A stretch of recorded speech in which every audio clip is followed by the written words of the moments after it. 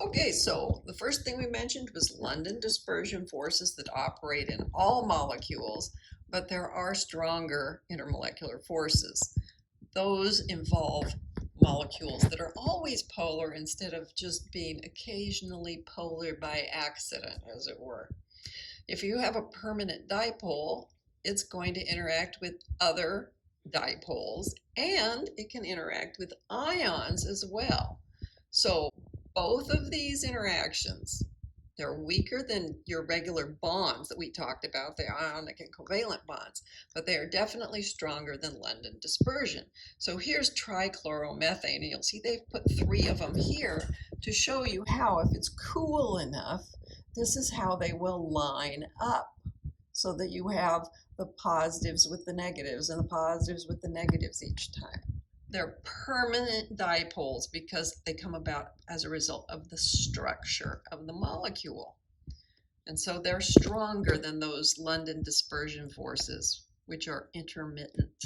And this lineup is because of those permanent dipoles. It's as if you were playing with magnets again and they want to line up.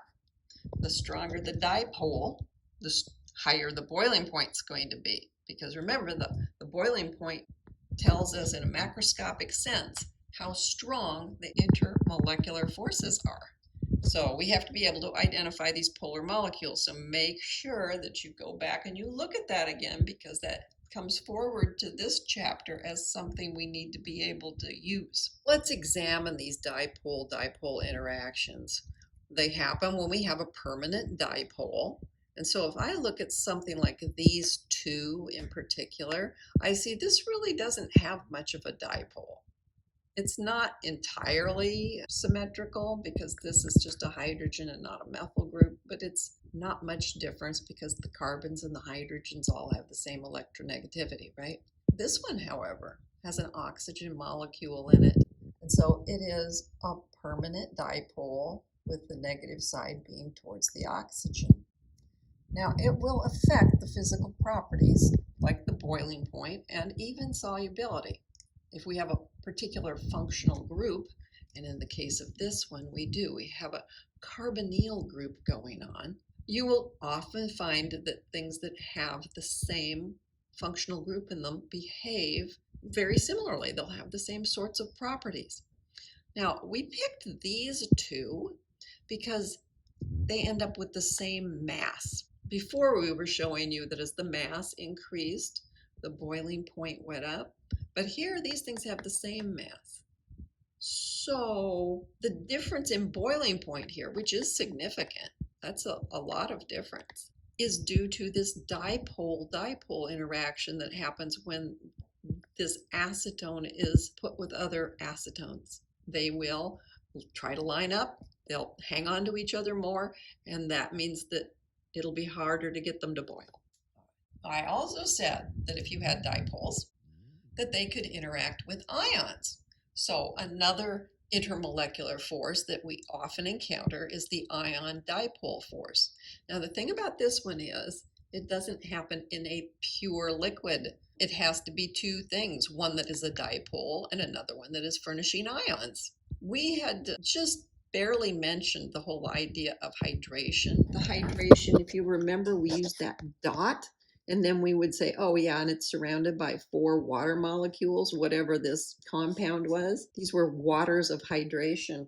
The reason that happens is because the water molecule has a polar nature. So if we take a look down here, here's a cation and an anion of a particular substance, and it is dissolving in the water. And you can see the cation, that's the one with the positive charge. All of the water molecules have oriented themselves so that their oxygen, the negative end of their molecule, is pointed towards the cation. Here's an anion, it has a negative charge, and these water molecules have made sure that they point one of their hydrogens towards the anion, but they are surrounding it, and you could say that this could be waters of hydration, or if there's not very much salt, it just simply is going to dissolve. One thing that's very important is that water has a permanent dipole. That's why it is so good at dissolving so many things.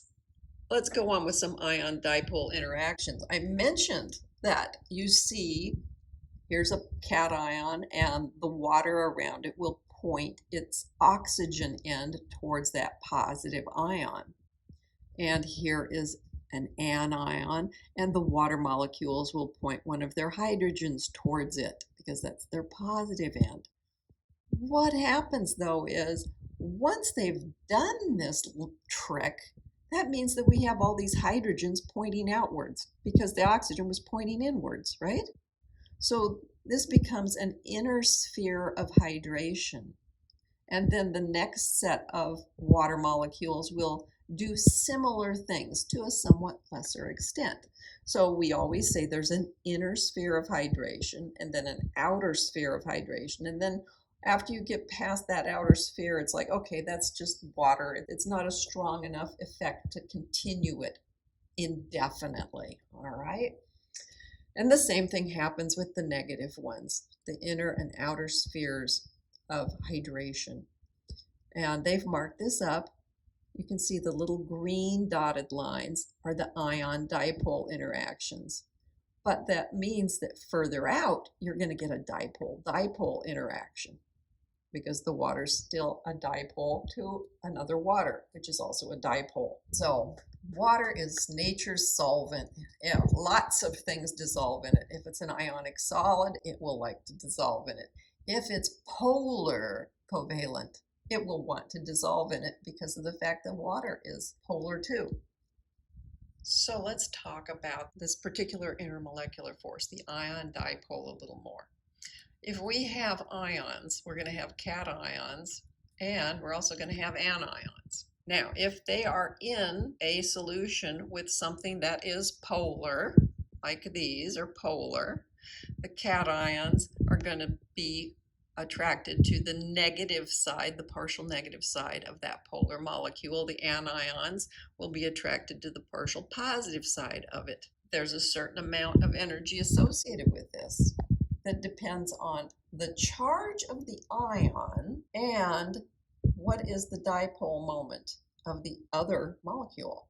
And it's proportional to this, and R is on the bottom. R squared is on the bottom. But as the distance gets smaller, the amount of energy goes up. So a small molecule will have stronger effects than a large one. That's part of why water is so effective at taking things apart. It's a pretty small molecule. Typical ion-dipole forces are on the order of 15 kilojoules per mole, that is. Now, the smaller radius is going to mean a greater amount of hydration.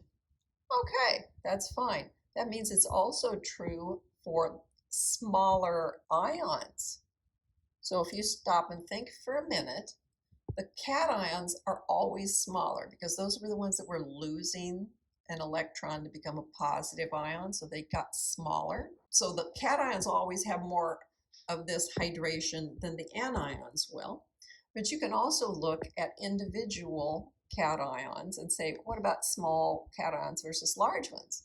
Well, the smaller ones will have a stronger ion-dipole interaction. So that goes back to the trends that we learned about in chapter 3. So small cations get very hydrated and large ones don't.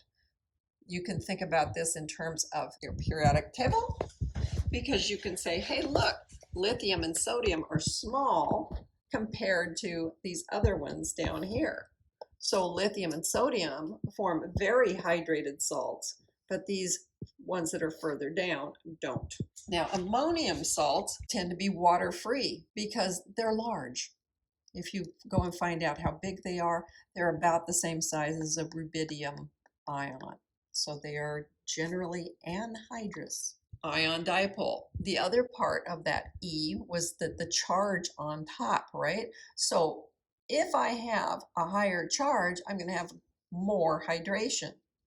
So if we compare these two, barium with a 2+ and potassium with a single plus, we originally think that they're the same size, very close to it, and they should hydrate similarly. However, the barium has a +2 charge instead of a +1 charge. So the potassium salts don't get hydrated, the barium salts do. If you find barium chloride, you'll find that it has 2 waters of hydration surrounding it.